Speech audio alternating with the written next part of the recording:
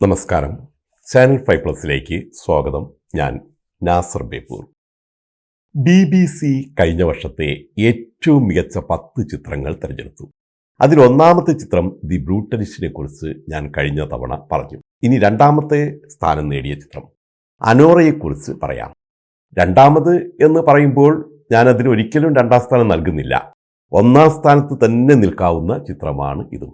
കാനിലെ ഈ വർഷത്തെ ഏറ്റവും നല്ല ചിത്രത്തിനുള്ള പാം ഡ്യൂർ കിട്ടിയ ചിത്രം. ഒരു പ്രത്യേകതയുള്ളത് വെനീസ് അന്താരാഷ്ട്ര ഫിലിം ഫെസ്റ്റിൽ ഒന്നാം സ്ഥാനം കിട്ടിയ ചിത്രമാണ് ദി ബ്രൂട്ടലിസ്റ്റ്. കാൻ ഫിലിം ഫെസ്റ്റിൽ ഒന്നാം സ്ഥാനം കിട്ടിയത് അനോറയ്ക്കും. ഈ രണ്ട് ചിത്രങ്ങളും 82ാമത് ഗോൾഡൻ ഗ്ലോബ് അവാർഡിനായി മാറ്റുരയ്ക്കുകയാണ്. ഈ വരുന്ന 5-ാം തീയതി ഞായറാഴ്ച അവാർഡ് പ്രഖ്യാപനം വരുമ്പോൾ അതിലേതൊക്കെ ഏതിലെല്ലാം പുരസ്കാരങ്ങൾ നേടുമെന്ന് ഇപ്പോൾ പറയാനാവില്ല. കണ്ടറിയണം. ഏതായാലും ഇന്ന് അനോറയെക്കുറിച്ച് ചിലത് പറയാം. അമേരിക്കൻ തിരക്കഥാകൃത്തും സംവിധായകനുമായ സീൻ ബേക്കറിൻ്റെ ഏറ്റവും പുതിയ ചിത്രമാണ് അനോറ. അദ്ദേഹത്തിൻ്റെ ഇന്ന് വരെയുള്ളതിൽ ഏറ്റവും മികച്ചതും എന്ന് പറയാവുന്ന ചിത്രം.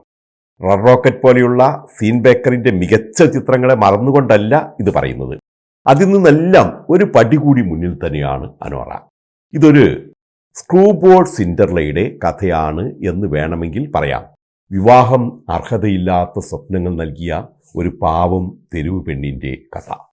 സെക്സും കോമഡിയും മദ്യവും മദിരാശിയും മയക്കുമരുന്നുമെല്ലാം ഒഴുകുന്ന ചിത്രം. വല്ലാത്തൊരു ഉന്മാദത്തിൻ്റെ ചിത്രം എന്നുകൂടി വേണമെങ്കിൽ പറയാം. കഥ പറയുന്നില്ല, കേട്ടറിയേണ്ടതല്ല, കണ്ടറിയേണ്ടത് തന്നെയാണ്. കഥയുടെ ഒരു സൂചിക മാത്രം പറയാം. റഷ്യൻ അമേരിക്കൻ അയൽപ്പക്കത്തുള്ള ബ്രൈറ്റൺ ബീച്ചിൽ താമസിക്കുന്ന 23 വയസ്സുള്ള ഒരു കോൾ ഗേളാണ് അനോറ മിക്കീവ. അവൾ വാസ്തവത്തിൽ റഷ്യൻ അമേരിക്കൻ വംശജയാണ്. എന്നാൽ അമേരിക്കക്കാരി എന്നറിയപ്പെടാനാണ് അവൾ ആഗ്രഹിക്കുന്നത്. അതുകൊണ്ട് റഷ്യൻ പേരായ അനോറ മിക്കീവ എന്നറിയപ്പെടാൻ തന്നെ അവൾ ആഗ്രഹിക്കുന്നില്ല. അനി എന്നാണ് അവളുടെ വിളിപ്പേര്. റഷ്യൻ ഭാഷ നന്നായി അറിയാമെങ്കിലും അവൾ ഇംഗ്ലീഷ് സംസാരിക്കാനാണ് ഇഷ്ടപ്പെടുന്നത്. അവളുടെ ബോസ് അവളെ ഒരു ധനികനായ റഷ്യൻ പ്രഭുവിൻ്റെ 21 വയസ്സുള്ള മകൻ ഇവാൻ വന്യ സക്രോവിനെ പരിചയപ്പെടുത്തുന്നു. വന്യ ഒരു പ്രത്യേക ക്യാരക്ടറാണ്. കൈ നിറയെ പണമുണ്ട്. അത് വാരിക്കോരി ചെലവഴിക്കുന്ന ചെറുപ്പക്കാരൻ. കുടുംബത്തോടോ സമൂഹത്തോടോ തന്നോട് തന്നെ ഒരു ഉത്തരവാദിത്വമില്ലാത്ത സീജൻ പയ്യൻ. അവനെ പഠിക്കാനാണ് US അയച്ചിരിക്കുന്നത്. പക്ഷെ അവൻ പഠിക്കുന്നില്ല, കോളേജിൽ പോകുന്നുമില്ല.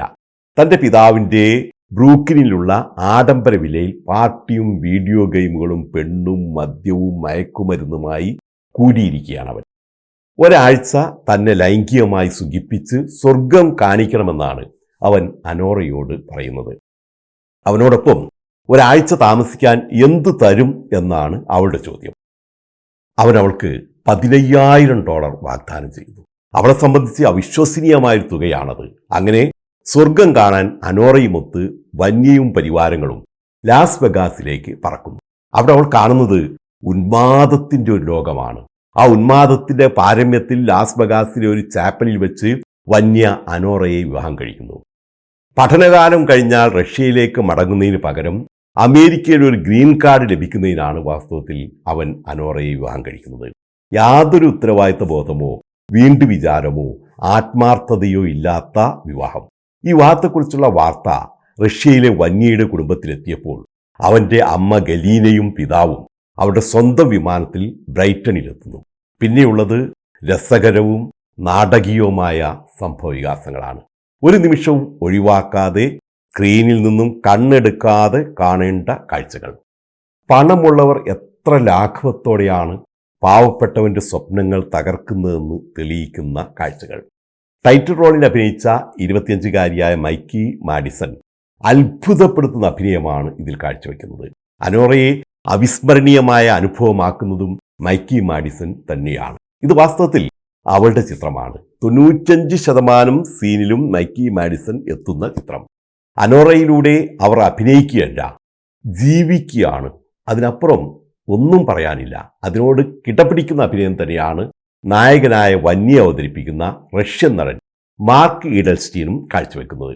ഇതിലെ ബോഡി ഗാർഡായി വരുന്ന റഷ്യൻ നടൻ യൂറ ബോറിസോവിൻ്റെ അഭിനയവും എടുത്തു പറയേണ്ടത് തന്നെയാണ്. ഇനി ഈ കാഴ്ചയ്ക്കപ്പുറം അനോറ പറഞ്ഞു വയ്ക്കുന്ന സങ്കീർണമായ ചില യാഥാർത്ഥ്യങ്ങളുണ്ട്. എല്ലാ ബന്ധങ്ങളും ഭാഗികമായി ഇടപാടുകളാണ് എന്നാണ് അനോറ നൽകുന്ന സന്ദേശം. വെറും കൊള്ളക്കൊടുക്കുകൾ.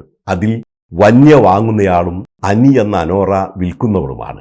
അവൾ സെക്സ് വാരിക്കോരി നൽകുമ്പോൾ അവൻ പണം വാരിയെറിയുന്നു.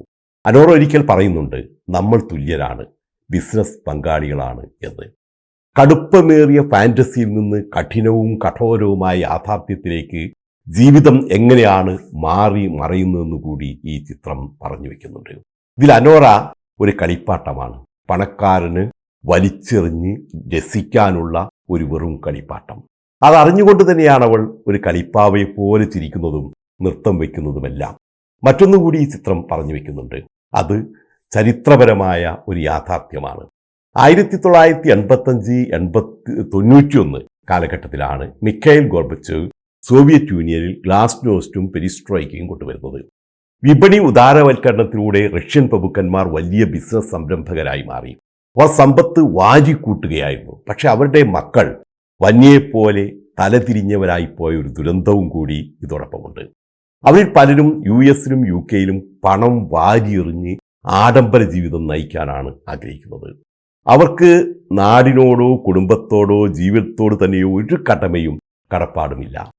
ഇന്നിൽ മാത്രം ജീവിക്കുന്നവർ മദ്യത്തിലും മയക്കുമരുന്നിലും മദിരാശിയിലും സ്വർഗം തേടുന്നവരാണ്. അതിൻ്റെ ഒരു പ്രതിനിധി കൂടിയാണ് അനോറയിലെ വന്യ. അനോറ ശരിക്കും ഒരനുഭവമാണ്. കാഴ്ചക്കാരന് ഉന്മാദത്തിൻ്റെ ഒരു ലോകം നൽകുന്ന അനുഭവം. അതോടൊപ്പം ഒരുപാട് സന്ദേശങ്ങളും പറയാതെ പറയുന്ന ചിത്രം. അങ്ങനെയൊക്കെ ആണെങ്കിലും ഒരു കാര്യം ഓർമ്മിപ്പിക്കാം. ഒരു നീല ചിത്രത്തിലെന്ന പോലെ സുലഭമാണ് ഇതിൽ സെക്സ് അവതരിപ്പിക്കുന്നത്. ഇതിൽ സെക്സ് സിനിമയുടെ ഒരു ഭാഗം തന്നെയാണ്. അത് കാണാൻ അറയ്ക്കുന്നവർ ഈ ചിത്രം കാണേണ്ടതില്ല എന്ന് ഞാൻ പറയും. അവർ തിയേറ്റർ വിട്ട് ഓടിപ്പോകുമെന്ന കാര്യം ഉറപ്പാണ്. കാരണം അനോറ സെക്സാണ്, പൂർണ്ണമായും സെക്സ്. അനോറയുടെ ആത്മവിശ്വാസവും ആകെയുള്ള മൂലധനവുമെല്ലാം അവളുടെ ശരീരം മാത്രമാണ്. അങ്ങനെയുള്ള കോൾഗേളിൻ്റെ കഥ പറയുമ്പോൾ സത്യസന്ധനായ ഒരു സംവിധായകന് അങ്ങനെയല്ലാതെ അത് അവതരിപ്പിക്കാനും കഴിയില്ല എന്നോർക്കണം. കാനിലും ബോസ്റ്റണിലും ഫ്ലോറിഡയിലുമെല്ലാം നിരവധി പുരസ്കാരങ്ങളാണ് ഈ ചിത്രം നേടിയെടുത്തത്. കണ്ടവരെല്ലാം നല്ലത് മാത്രം പറഞ്ഞ ചിത്രം. ഏതായാലും ഈ ചിത്രം നിങ്ങൾ മറക്കാതെ കാണണം എന്നാണ് എൻ്റെ നിർദ്ദേശം. സമയവും പണവും ഒരിക്കലും നഷ്ടപ്പെടില്ല എന്ന് ഉറപ്പിച്ചു പറയാം. മറ്റൊരു മനോഹരമായ ചിത്രത്തിൻ്റെ വിശേഷങ്ങളുമായി ഇനി വീണ്ടും വരാം. അതുവരെ നന്ദി, നമസ്കാരം.